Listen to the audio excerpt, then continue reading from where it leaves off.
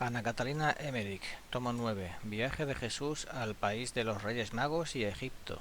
Sección 3, capítulo 10. Resurrección de un pecador. A una hora al este estaba la casa de un jefe de pastores que había muerto de repente no lejos de su casa.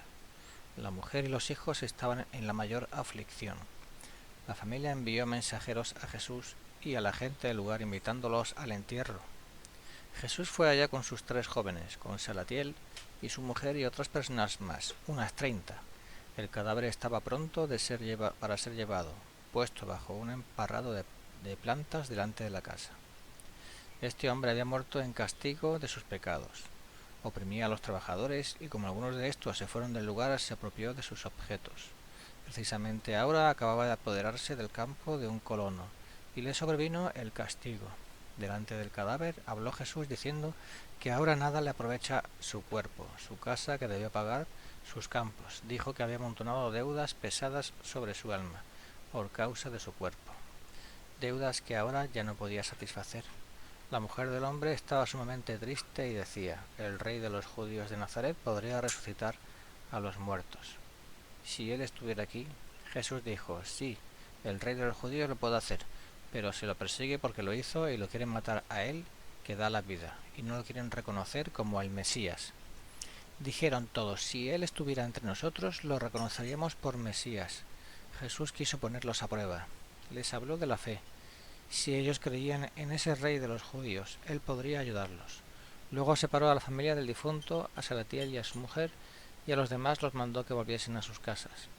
Habló con la mujer, la hija y el hijo del difunto.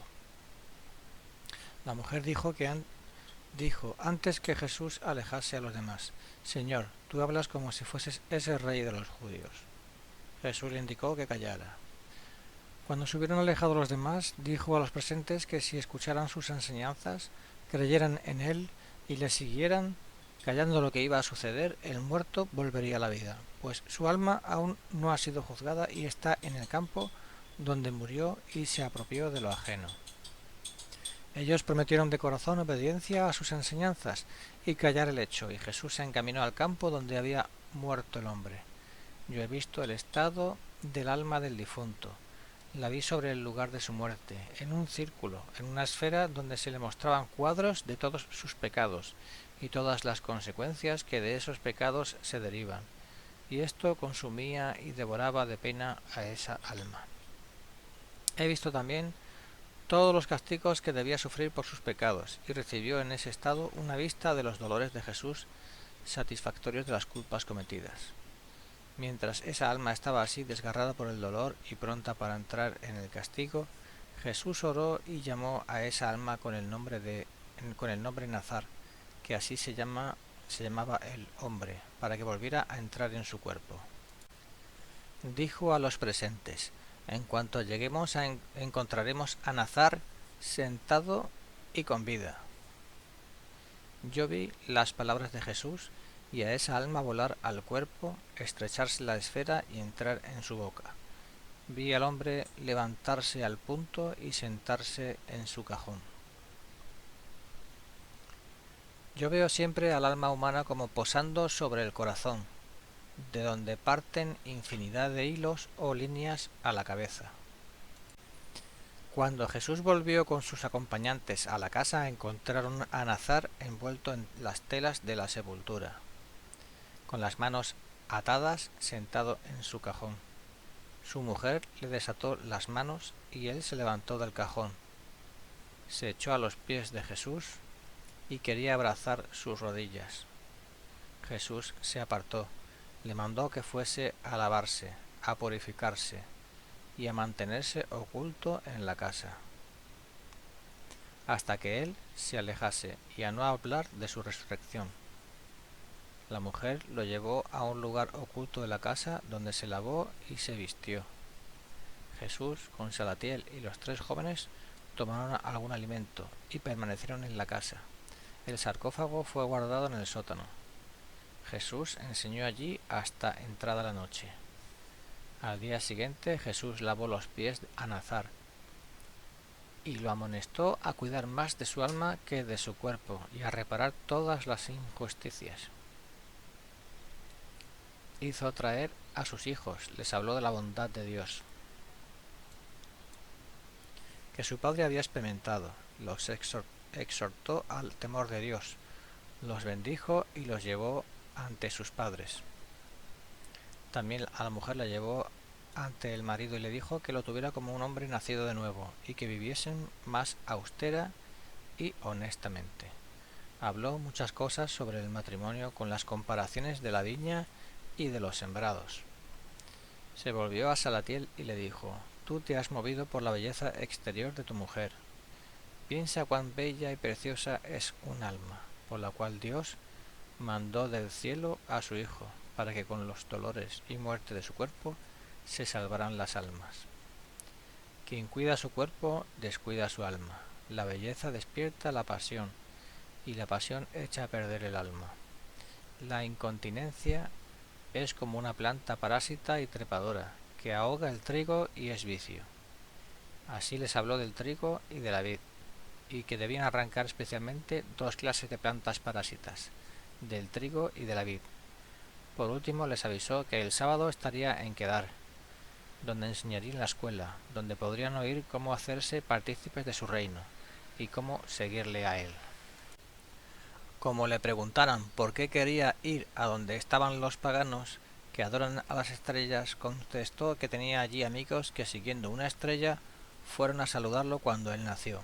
A estos quería él visitarlos e invitarlos a entrar en la viña y en el reino de su padre, y prepararles el camino para ese reino. En Kedar se había reunido una gran muchedumbre en torno a Jesús. Entonces sanó también públicamente a muchos enfermos. Algunas veces, pasando al lado de los enfermos, les decía solo: «Levántate y sígueme», y ellos se levantaban sanos.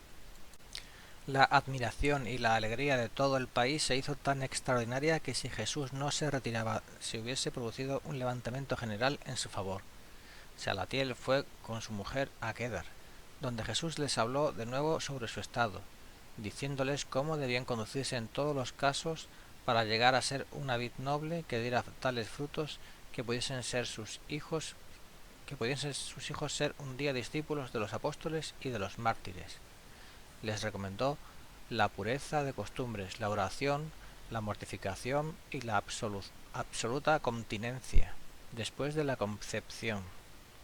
Les habló de la recíproca confianza y de la obediencia de la mujer, que el hombre no calle cuando ella pregunte, que el hombre honre y cuide a su mujer como a un ser más débil, delicado, que el hombre no desconfíe por ver que ella habla con alguno, ni ella tenga celos por ver que el hombre trata con alguna mujer, que ambos traten de no ser ocasión de escándalo, que no admitan entre ellos a una tercera persona en sus tratos, sino que deben hablarse directamente.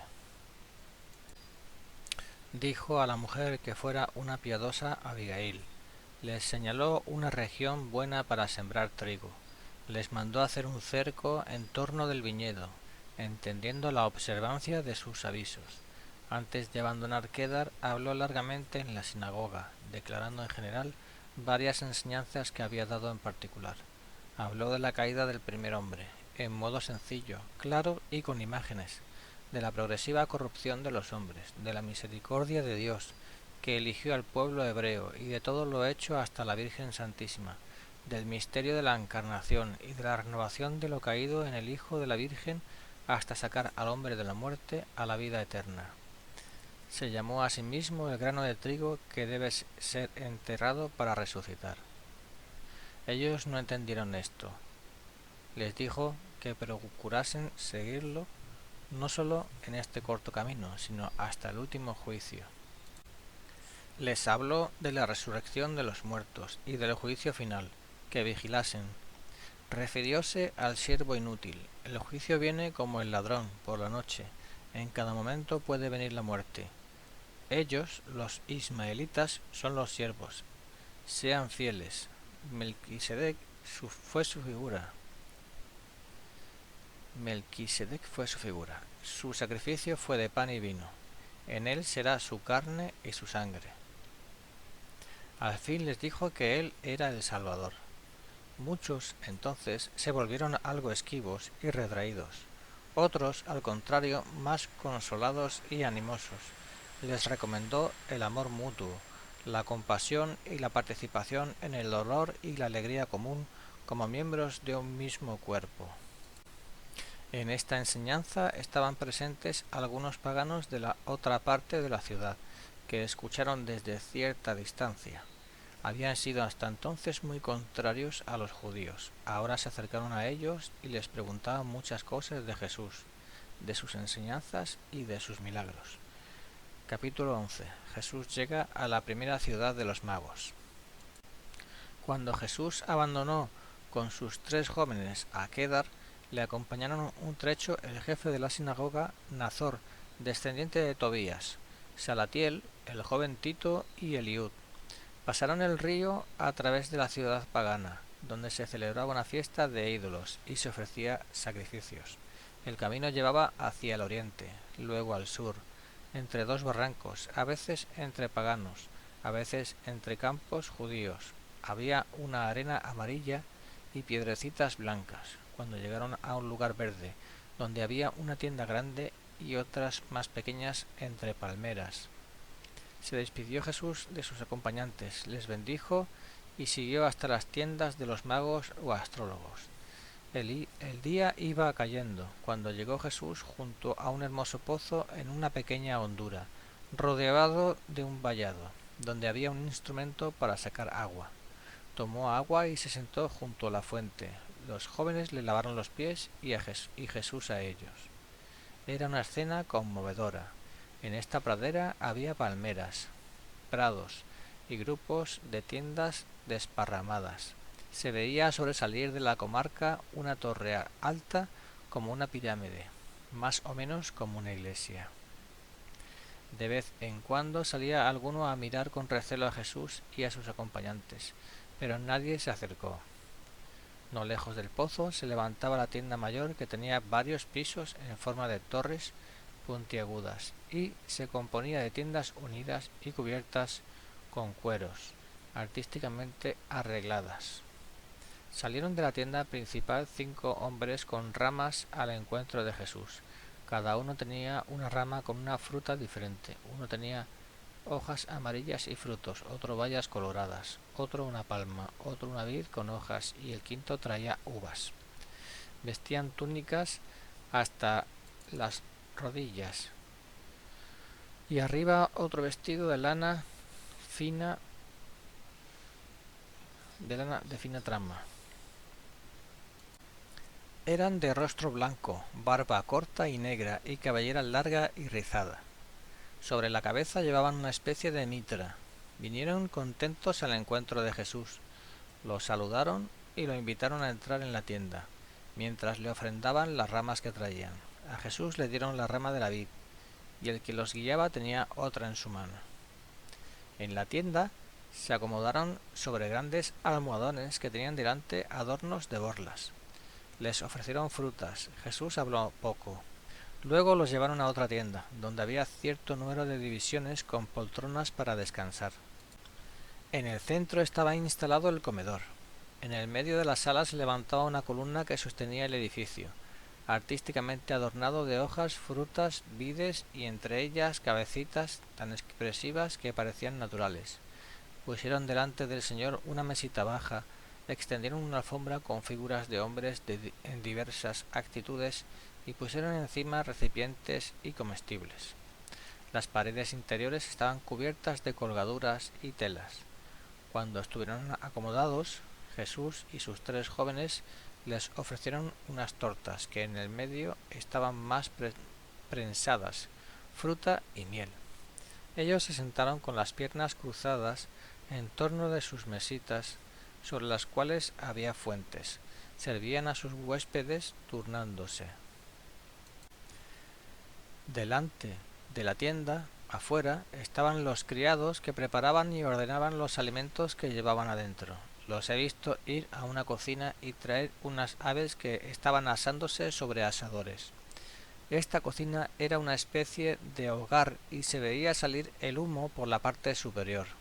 Las aves las traían arregladas artísticamente, se veían como cubiertas con plumas cual si fuesen vivas. Después de la comida, los acompañaron a los dormitorios, y como vieran que Jesús lavaba los pies a los jóvenes que le habían lavado a él, se quedaron mirando llenos de extrañeza. Jesús les habló sobre estas muestras de afecto de unos a otros, y dijeron que querían hacerlo también ellos en adelante. Después vi que los 5 hombres fueron a un templo en forma de pirámide de base cuadrada. No era de piedra, sino de materia liviana, madera y cuero, y por fuera tenía escalones para subir a la cúspide. Los hombres vestían mantos más largos detrás que delante, con cintas que colgaban por detrás desde los hombros. El templo estaba edificado en una hendidura, alrededor de la cual había gradas y asientos. El recinto estaba circundado por un vallado, de tanto en tanto cortado para el acceso y todo cubierto de plantas verdes. He visto sentadas como a 100 personas en torno de la pirámide, las mujeres detrás de los hombres, más atrás aún las doncellas y por último los niños. En los diversos pisos de la pirámide había globos que se iluminaban imitando astros y estrellas. No pude ver cómo hicieron eso. Estaban las luces en el orden como suelen verse las constelaciones. En el interior del templo había muchas personas, y en el medio una columna muy alta en la cual salían maderas sosteniendo diversas luces que iluminaban los globos, que por el exterior brillaban como estrellas. En el interior había una luz agradable como la de la luna, y toda la techumbre se veía llena de estrellas, la luna y encima de todo la figura del sol. Todo estaba artísticamente combinado, y daba la impresión de estar mirando el cielo en una noche estrellada. También vi en torno de la columna 3 ídolos, uno como un hombre con cabeza de pájaro con un pico grande y retorcido, donde le metían toda clase de comestibles y aves, cosas que caían afuera por la parte baja. El otro ídolo tenía la cabeza como de buey y estaba sentado como un hombre contrahecho. Sobre sus brazos ponían aves como se ponen a las criaturas. Tenía agujeros en el cuerpo, de donde salía fuego. Delante de él había una mesa donde sacrificaban aves, las cortaban y las ponían en el ídolo para quemarlas. El humo entraba por un caño que iba bajo tierra y salía del templo.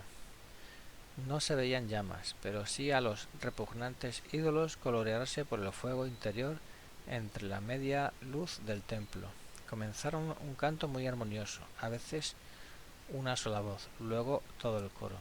La tonada era triste, con arranques briosos a intervalos. Cuando salieron la luna y las estrellas, alzaron la voz con fuerza. Creo que la reunión se prolongó hasta la salida del sol. Jesús, a la mañana siguiente, antes de proseguir su camino, les dio algunas enseñanzas. A las preguntas que le hacían de dónde era y a dónde iba, habló del reino de su padre y que salía a buscar a sus amigos que le habían ido a saludar en su nacimiento en Belén. Les dijo que después pensaba ir a Egipto para ver a los amigos de su niñez y llamarlos al reino de su padre, y finalmente se volvería a su padre de donde había venido. Les reprochó su culto idolátrico, con el cual se daban tanto trabajo y sacrificaban tantos animales. Les dijo que debían adorar a Dios Padre, que ha hecho todas las cosas, que los sacrificios de las aves no debían dárselos a esos ídolos, que son obras de sus manos, sino a los pobres que hubiera entre ellos. Las viviendas de las mujeres estaban separadas de los hombres, pero he visto que cada uno tenía varias mujeres. Estas tenían vestidos largos, con adornos en las orejas y una especie de mitra sobre la cabeza. Jesús alabó la separación de las mujeres, que era bueno que estuvieran detrás de los hombres en las reuniones, pero les reprochó enérgicamente su poligamia. Les dijo que debían tener una sola mujer, y no como esclava, sino solo sujeta y obediente. Todo lo decía con tanta gracia y bondad que le rogaron que se quedase con ellos. Querían traer, le dijeron, a un anciano sacerdote muy sabio, pero Jesús no lo consintió. Después trajeron unos escritos antiguos que estuvieron leyendo. No eran rollos, sino materia gruesa como corteza de árbol. Las letras y signos estaban grabados adentro. Me parecieron que eran de cuero bastante grueso. Insistieron en que Jesús se quedase y les enseñase. Les dijo que le siguieran cuando él hubiese vuelto a su padre, y que les mandaría a alguno que los instruyera. Al dejarlos tomó un estilete y grabó en una piedra del piso 5 nombres de su genealogía. Me parecieron como 4 o 5 caracteres retorcidos, entre los cuales reconocí solo una letra o signo parecido a una M. Estos signos estaban grabados profundamente. La gente leyó y conoció estos caracteres enseguida, porque le tributaron grandes muestras de reverencia, y más tarde he visto que sacaron del piso de la tienda esa piedra y le sirvió de altar. Yo veo esa misma piedra ahora, metida en la pared, en un rincón de la iglesia de San Pedro en Roma. A esta piedra no la podrán sacar de ese lugar los enemigos de la iglesia. No permitió Jesús que lo acompañasen y con sus 3 jóvenes fue caminando en dirección al sur, pasando entre las tiendas dispersas por delante del templo piramidal. Jesús comentaba con los jóvenes cómo le habían tratado bien estos paganos a los cuales no había hecho beneficios, y cómo en cambio le perseguían los judíos a quienes había colmado de beneficios y milagros. Anduvo durante todo el día con mucha prisa. Me parece que tiene que andar varios días para hacer las 50 millas hasta el país de los Reyes Magos. Capítulo 12. La esfera maravillosa. Poco antes de comenzar el sábado vi a Jesús en las cercanías de unas tiendas de pastores, y hallando un pozo se sentó junto a él con sus acompañantes, y allí se lavaron los pies unos a otros. Luego celebró el sábado, aunque estaba en el extranjero, en contradicción de lo que le acusaban los fariseos, de que profanaba el sábado. Pasó la noche al aire libre, con sus 3 discípulos junto al pozo. No había viviendas estables ni se veían mujeres entre los pastores. Solo tenían aquí unos refugios nocturnos en las praderas. A la mañana siguiente se agruparon en torno de Jesús para escucharle. Él les preguntó si no habían oído decir que 33 años atrás unos hombres habían sido guiados por una estrella para saludar al recién nacido rey de los judíos. Contestaron: sí, sí. Jesús les dijo que él era ese rey de los judíos, que ahora iba a visitar a los mismos que habían ido a visitarlo a él. Mostraban estos pastores una alegría infantil y mucho amor. Le prepararon un lugar para descansar bajo las ramas de unas palmeras. Me admiró la ligereza con que cortaban las ramas y plantas con sus cuchillos de piedra afilada o de hueso. En un momento prepararon un cómodo asiento. Jesús, sentado en medio de ellos, les enseñó en hermosas parábolas, y estos 40 hombres le escucharon con sencillez de niños y rezaron después con Jesús. Por la tarde levantaron una tienda y la juntaron con otra, haciendo de este modo una sola más grande, donde prepararon una comida que consistió en frutas, una especie de sopa o jugo y leche de camello. Como Jesús bendijera los alimentos, preguntaron por qué lo hacía, y como entendieron el fin, quisieron que bendijese los demás alimentos que tenían de reserva. Jesús los complació. Como le trajeron cosas blandas que no durarían, Jesús les dijo que trajeran frutas y otros alimentos que podían conservarse bendecidos. He visto que esas especies de bolas blancas que habían traído para comer eran de arroz. Les dijo Jesús que a estos alimentos que ahora bendecía les mezclasen siempre otros nuevos antes que se acabasen los bendecidos. Les aseguró que no perderían la bendición y que nunca se les echarían a perder esos alimentos. Me fue dicho que los reyes ya saben por un aviso recibido en sueños que Jesús está en camino hacia sus tierras. Hoy vi de nuevo al Señor sentado bajo las palmeras, rodeado de los pastores. Les enseñó de la creación del mundo, de la culpa del hombre, de la promesa de la redención. Les preguntó si ellos no tenían acaso en sus tradiciones algunas promesas. Sabían algo de Abraham y de David, pero muy mezclado con fábulas. Se portaban con la sencillez de los niños en la escuela. Si alguno sabía algo de lo que Jesús preguntaba, lo decía con ingenuidad. Como Jesús vio su sencillez infantil, hizo allí una maravilla. En el momento que explicaba y les escuchaban con tanta atención, extendió Jesús su mano derecha hacia un rayo del sol, y vi en su mano una pequeña esfera luminosa, que después, agrandada, colgaba de su mano derecha. Todo lo que Jesús explicaba se podía ver en esa esfera luminosa. Allí veían todo lo que Jesús les iba explicando. Yo, en cambio, vi a la Santísima Trinidad en esa esfera luminosa. Como yo viera al Hijo en la esfera, no lo veía más allí sentado, sino a un ángel que se movía en torno de la esfera. Una vez vi que Jesús tomó la esfera en su mano, otra vez me pareció que su misma mano era la esfera luminosa, donde se veían sucederse innumerables cuadros y figuras. Oí también algo sobre números, creo que 360 o 365, como días del año, y se veían figuras de lo mismo en la esfera luminosa.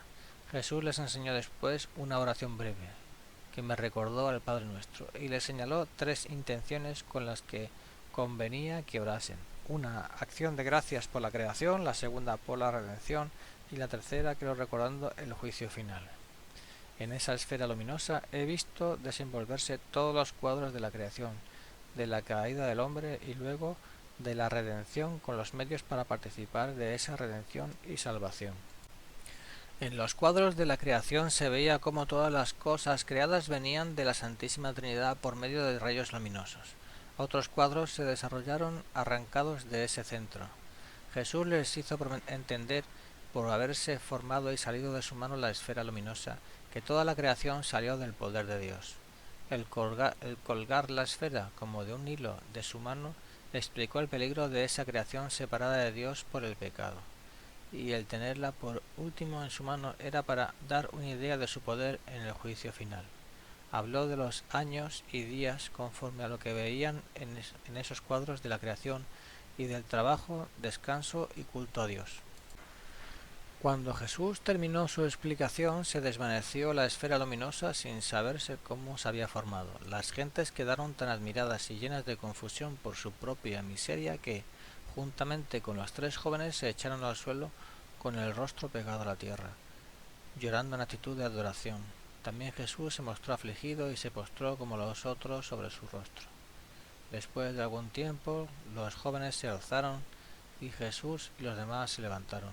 Como preguntaran a Jesús por qué estaba tan triste, contestó que él estaba triste con los que están tristes. Y dio luego una flor de jacinto, que aquí crecen casi silvestres, aunque más gruesas y más hermosas que las nuestras, y preguntó si no conocían las propiedades de esa flor. Dijo que cuando el cielo se nubla, se contrae, se aflige y palidecen sus colores, como si se hubiese extendido una nube sobre su sol. Añadió otras maravillas y rarezas de esa flor y su significado. Oí también un nombre extraño y maravilloso de esa flor, y entendí que hablaba del jacinto. Jesús les preguntó qué culto religioso tenían, aunque bien lo sabía él, pero era como un buen maestro que pregunta cómo se pregunta a los niños en la escuela. Le trajeron todos sus ídolos, animales que habían imitado en la forma, ovejas, camellos, asnos. Eran de metal, pero estaban recubiertos de las pieles correspondientes. Causaba risa el ver que habían formado todos esos ídolos de forma femenina, con grandes bolsas en lugar de senos. Llenaban estas bolsas de leche y en sus fiestas tomaban de allí. Comían, danzaban y brincaban delante de sus animales. Separaban con tiempo el mejor animal de la majada, lo cuidaban y lo tenían como sagrado.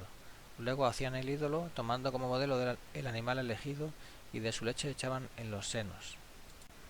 Cuando celebraban su culto, traían sus ídolos bajo una hermosa tienda y se reunían como en una feria. Hombres, mujeres y niños, todos estaban allí. Se comía, se bebía, se cantaba, se danzaba y adoraban a esos ídolos en forma de animales. No celebraban el sábado, sino el siguiente día. Esto lo supe en esta forma: mientras ellos ingenuamente le contaban a Jesús sus fiestas y le mostraban sus ídolos, tuve una visión del modo que hacían sus cultos. Jesús les hizo ver qué abominable idea tenían del culto verdadero. Luego les dijo que el Cordero sin mancha era el mismo, del cual debían esperar únicamente el conseguirlo todo, la salud del alma y el sustento del cuerpo. Les mandó, por fin, que quitaran esos ídolos de en medio de ellos. A los animales vivos los pusieron entre los otros de la majada, y a los ídolos, si había alguno de valor en ellos, los rompiesen y distribuyesen lo que valía entre los pobres. Les mandó hiciesen altares y ofreciesen incienso al único Dios del cielo, y le diesen gracias de los beneficios recibidos. Añadió que pidiesen en sus oraciones la salvación y redención y se tuviesen mucha compasión y amor entre ellos y con los pobres, de los cuales había algunos en el desierto que nada poseían, a veces ni una tienda. Cuando sacrificasen animales, lo que no podían comer, lo ofreciesen en sacrificio, quemándolo, y una parte del pan, luego que hubiesen dado a los pobres, y que las cenizas de esos sacrificios, añadió, las echasen sobre un terreno estéril, que les mostró, para que se volviera fructífero con la bendición que les daba. Todas estas instrucciones las dio diciéndoles las razones. Luego habló de nuevo de aquellos reyes que le habían ido a visitar. Ellos dijeron que sabían que hacía 33 años habían pasado por allí para buscar al Salvador y habían creído que traerían felicidad y suerte. Añadieron que los reyes habían vuelto a sus tierras, que habían variado su culto, pero después no supieron nada más de ellos. Jesús dirigióse con estos pastores por sus tiendas y sus rebaños, les enseñó muchas cosas y les indicó cómo aprovechar diversas hierbas. Les prometió que les mandaría a alguno que les enseñaría todo lo necesario, que él había venido para salvar a todos y a cada uno de los que deseaban recibirle, y no solo a los judíos como ellos creían en su humildad. Estos hombres sabían pocas cosas de Abraham. Los tres jóvenes compañeros de viajes de Jesús estaban muy admirados desde el milagro de la esfera luminosa. En cuanto a sus relaciones con Jesús, eran muy diferentes de la de los apóstoles. Estos eran callados, humildes, no hablaban ni preguntaban, como solían hacer los apóstoles. Servían a Jesús con infantil sencillez, mientras los apóstoles se disponían para cumplir un cargo y un apostolado. Capítulo 13. En la comarca de los Reyes Magos. Cuando Jesús salió para dirigirse al país de los Reyes Magos, le acompañaron unos 12 hombres que al parecer iban a ofrecer un don o a cumplir con un tributo. Llevaban canastos con aves. El viaje se hizo por lugares solitarios. En todo el camino no encontraron vivienda, a pesar de estar transitado. A lo largo había árboles que daban unas frutas como higos. También encontraban otras bayas en el trayecto. A cada trozo de camino, como de un día, hallaban un pozo cubierto rodeado de árboles, cuyas ramas estaban atadas por arriba, formando sombra sobre el pozo mismo. Los viajeros encontraban sitios para descanso, comodidad para hacer fuego y techumbre para pasar la noche. Allí también se lavaban los pies. De los otros viajeros no quería admitir este servicio. Los jóvenes se hicieron muy familiares en su sencillez infantil con Jesús, pero a veces, recordando las maravillas y milagros que habían presenciado, se sentían temerosos, confundidos y se miraban unos a otros llenos de temor reverencial. He visto varias veces que Jesús desaparecía de sus miradas, pero ordinariamente les hablaba e instruía de todas las cosas que se ofrecían ante su vista. Caminaban una parte de la noche. Los jóvenes hacían fuego frotando unos leños contra otro. Llevaban una linterna en un palo que proyectaba una luz rojiza hasta cierta distancia. No sé en qué consistía esta lámpara. He visto que pasaban a veces durante la noche algunos animales salvajes corriendo. El camino subía a veces a grandes alturas progresivamente. En un campo encontraron hileras de nogales y mucha gente que recogía las nueces en sacos, pero parecía solo el resto de lo que había quedado de la cosecha. Otras veces había árboles sin hojas, todavía con frutos, melocotones en las alturas, matas delgadas y plantadas en hileras y árboles como nuestros laureles. A veces descansaban sobre enebros de tronco tan grueso como el brazo de un hombre robusto. Arriba se presentaban tupidos y debajo con las ramas recortadas, tomando un aspecto agradable. La mayor parte del viaje fue por desiertos arenosos, otros lugares de piedrecitas blancas, piedrecitas pulidas como huevos, otros extensos lugares de piedras negruzcas que parecían cacharros quebrados, porque aparecían como vaciados. Algunos eran tan hondos que las gentes del lugar los usaba como fuentes, recipientes y marmitas. En la última montaña había solo piedras grises. Al otro lado un tupido vallado de plantas y un arroyo agradable bañaba una tierra cultivada. En la orilla había una balsa de troncos y mimbres entretejidos. Con ella la atravesaron. Caminaban entre chozas de troncos y mimbres, cubiertos de musgo y de ramas. Estas chozas tenían techos puntiagudos y lugares de descanso en el medio. La gente aquí vestía mejor y llevaba unos ponchos a semejanza de mantos largos. A alguna distancia veía yo tiendas más sólidas y mejores, con base de piedras y varios pisos con escalones por fuera para subir. Al llegar a las primeras chozas, Jesús se sentó junto a un pozo y los jóvenes le lavaron los pies. Luego lo llevaron a una tienda destinada a los forasteros. Las gentes se muestran buenas. Los hombres que habían acompañado a Jesús se volvieron a sus lugares llevando alimentos. Esta comarca es muy extensa. Se ven muchas chozas en los campos, praderas y jardines. Las grandes edificaciones no se divisan por estar bastante lejos aún. Se las veía desde la montaña al bajar la cuesta. La comarca es muy fértil y agradable. En la montaña se ven muchos balsameros, cuyo licor recogen en las marmitas que encuentran en abundancia entre las piedras ahuecadas. Veo hermosos campos de trigo, de tallo grueso, viñedos, rosas y otras flores grandes como la cabeza de un niño. Serpentean arroyos claros que a veces están cubiertos de plantas cuyas puntas se unen por arriba. Recogen las flores de esas plantas y setos y pescan las que caen en las aguas del arroyo. Tienden especies de redes en algunos lugares de los arroyos, donde se detienen las flores caídas. Las gentes traen y muestran a Jesús todas las clases de frutas que cultivan. Cuando Jesús habló a esta gente de aquellos hombres que habían seguido una estrella, ellos contaron que a la vuelta de Palestina fijaron su residencia común en el lugar donde habían visto por primera vez la estrella.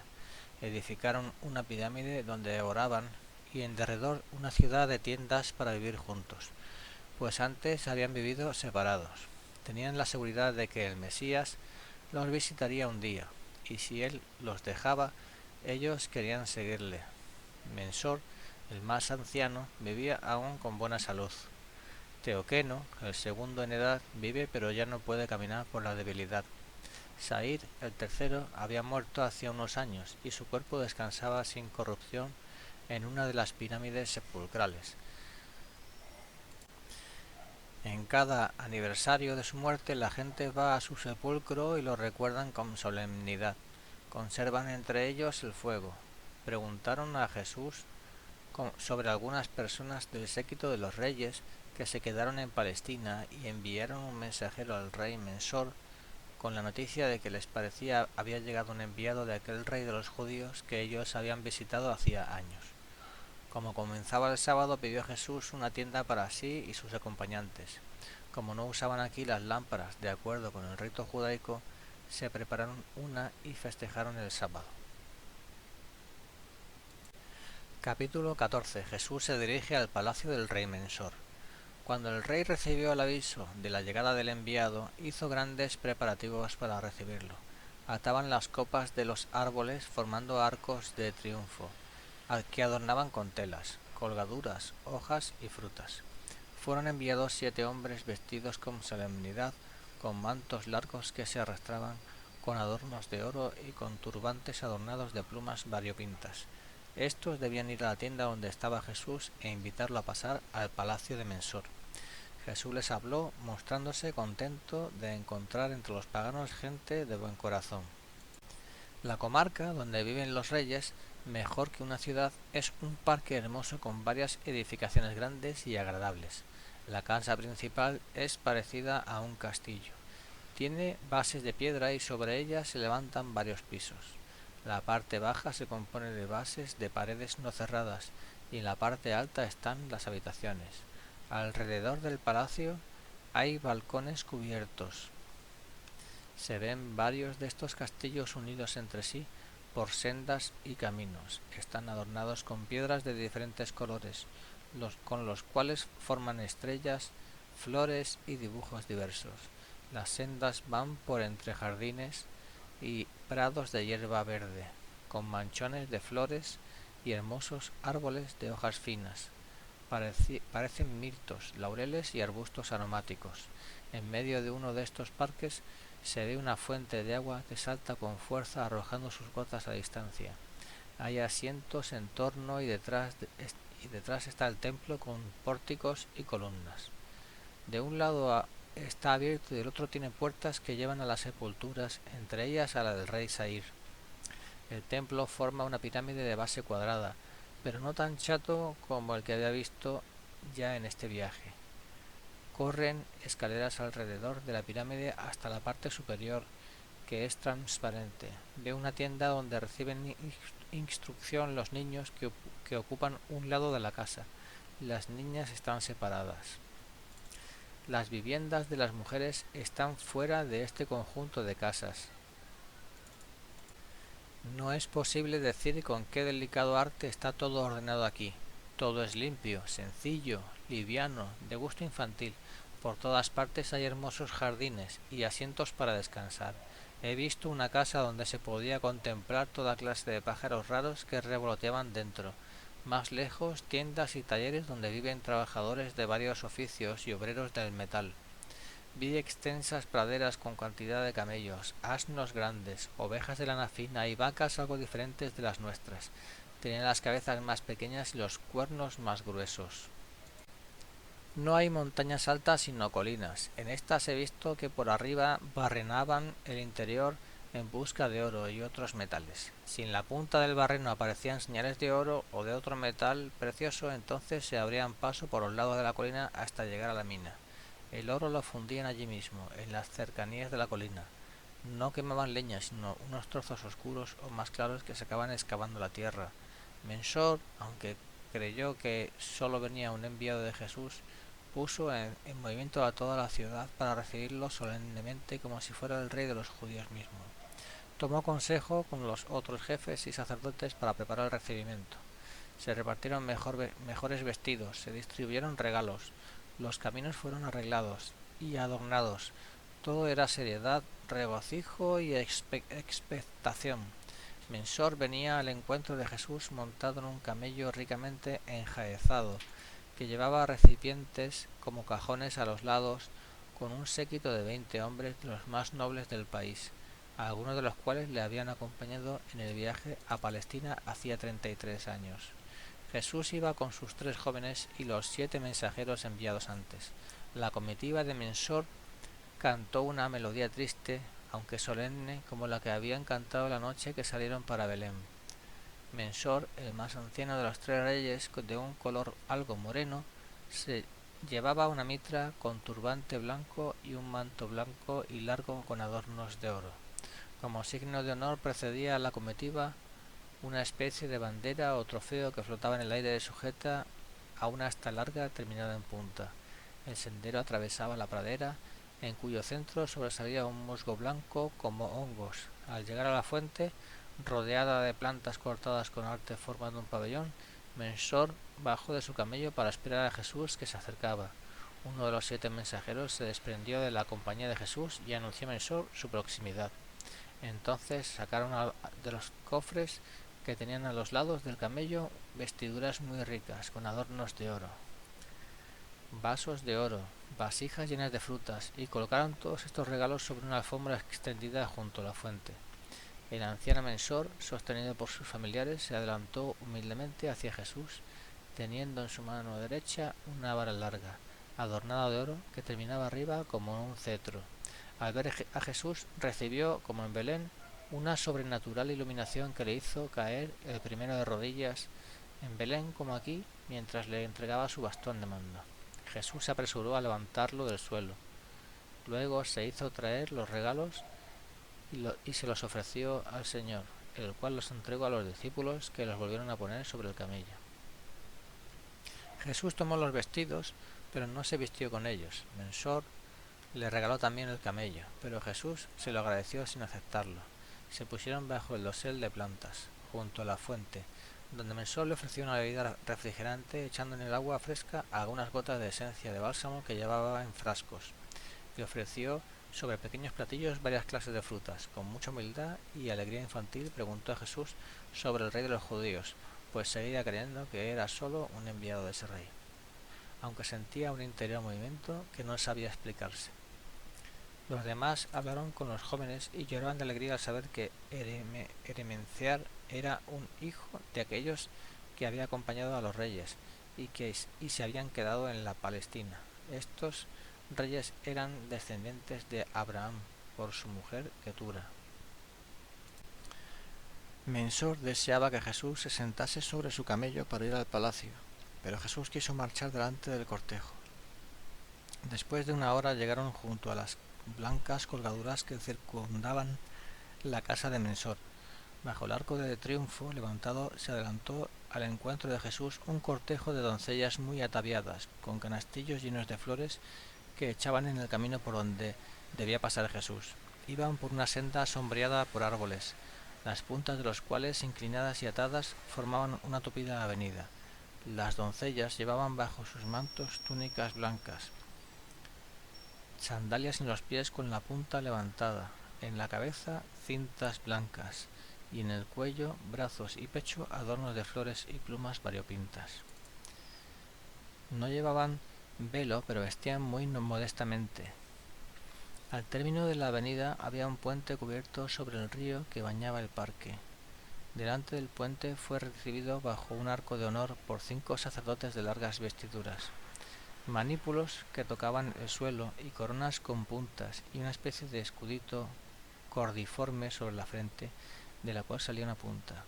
2 de ellos traían un bracerito de oro con brasas, donde ponían incienso. Al llegar junto a Jesús, recogieron sus mantos largos que hasta entonces los sostenían los criados, y acompañaron al Señor que marchaba sereno en medio de ellos, como el Domingo de Ramos. A través del jardín, bien dividido en parques, con flores y plantas y regado con arroyuelos por todas partes, se llegaba a otro puente cubierto. Las plantas estaban cortadas en forma tal que parecían animales y hasta figuras de hombres. Estos parques estaban rodeados por árboles altos y adentro contenían arbustos, flores, bancos y sitios de recreo. Después del segundo puente se llegaba al centro del parque, donde había una fuente con techumbre de pieles sostenida por columnas, y enfrente de esta islita rodeada de arroyuelos estaba la gran tienda del rey. Cuando Jesús pasó el segundo puente, fue recibido por niños que tocaban flautas y tamboriles, los cuales tenían sus habitaciones en largas tiendas a derecha e izquierda del puente. Estos jóvenes eran como guardias de honor, se turnaban en la vigilancia, llevaban espadines, gorras de plumas y colgaduras a los lados, entre las cuales distingue la forma de una media luna. Delante de la islita se detuvo el cortejo. El rey bajó del camello y llevó a Jesús y a sus discípulos a la fuente, que tenía muchos caños de metal brillante en diversas direcciones. Cuando se abrían estos caños salía el agua con fuerza a gran distancia, regando los prados. En torno de esa fuente había asientos. Los jóvenes lavaron los pies a Jesús y a ellos. Los jóvenes lavaron los pies a Jesús y Jesús a ellos. Había un pasadizo cubierto que llevaba a la tienda real de Mensor y de Teoqueno. De un lado estaba el templo, que era una pirámide rectangular, algo más bajo que la tienda real.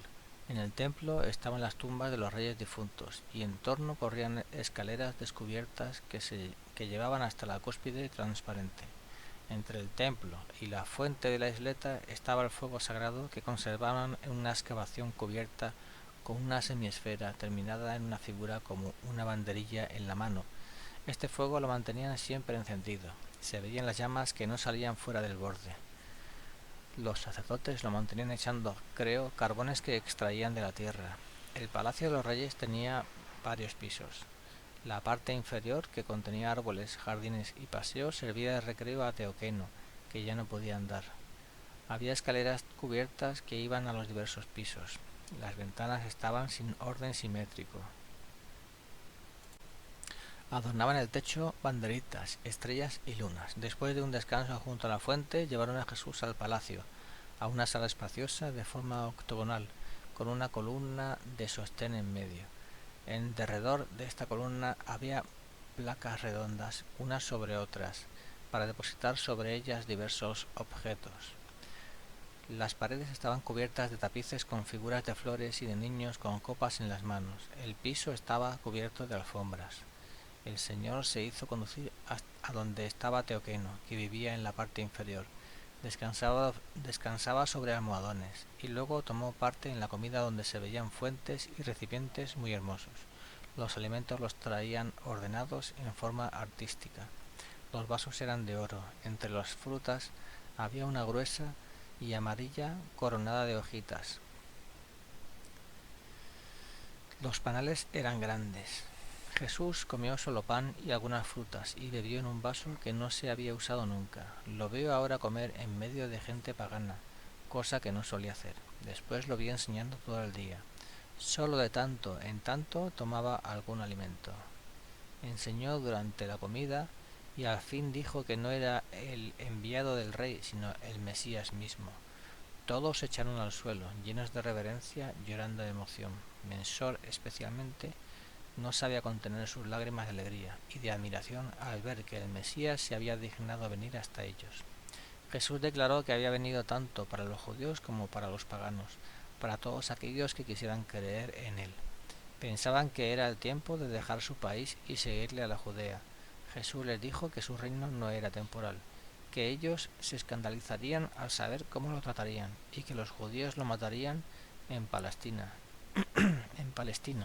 Ellos no podían comprenderlo y le preguntaron cómo era que había tantas gentes malas a las cuales les va bien y tantos buenos que tienen mucho que sufrir. Les contestó que los que tienen su contento aquí tendrán que rendir estrecha cuenta y que esta vida no era para gozar, sino de expiación. Los reyes sabían de Abraham y de David, y como Jesús hablase de su genealogía, trajeron escritos antiguos para examinar si no tenían ellos también parte en esa genealogía. Estos escritos eran como pizarras que se desenrollaban en zigzag una después de otras, como un álbum de paisajes. Parecían ingenuos como niños y querían hacer todo lo que Jesús decía. Sabían que a Abraham se le había ordenado la circuncisión y preguntaban si también ellos debían someterse a ella.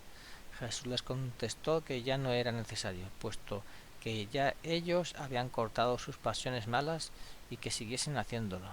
Conocían el sacrificio de Melquisedec, de pan y vino. Dijeron que ellos tenían un sacrificio de pan y de una bebida verdosa, sobre los cuales decían unas palabras como: quien me come y es bueno, tenga toda felicidad.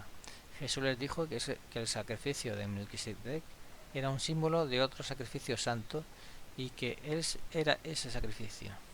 Añadió que ellos tenían apenas algunas formas de la verdad y aún estas mezcladas con las mentiras del reino de las tinieblas.